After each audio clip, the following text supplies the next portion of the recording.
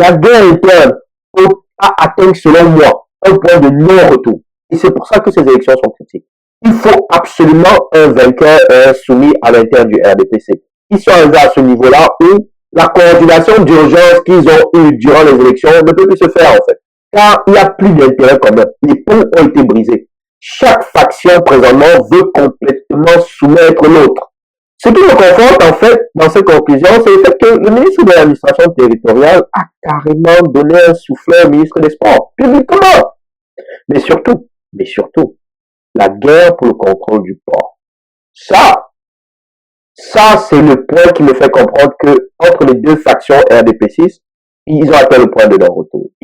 Ils ne peuvent pas se coordonner pour les municipales. Parce que vous devez savoir que dans une guerre silencieuse, plusieurs éléments peuvent être bougés à l'arrière, mais les éléments centraux ne sont pas affectés.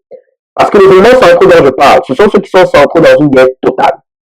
Dans une guerre totale, la première des choses, les deux premières choses en fait, qui sont cruciales et importantes à faire, qui sont importantes à faire dans la prise de contrôle d'un pays et d'une ville, c'est il faut prendre le contrôle des points d'entrée et des axes routiers majeurs. Point d'entrée, aéroport, port, axe routier, autoroute centrale. Là, vous avez un scandale au port. Si l'aéroport n'a pas été réglé, vous en aurez un d'autre qui viendra sur les aéroports. Donc, ça, c'est bien. Le deuxième point, c'est abattre la tête du serpent, c'est-à-dire le leader de la ville ou du pays.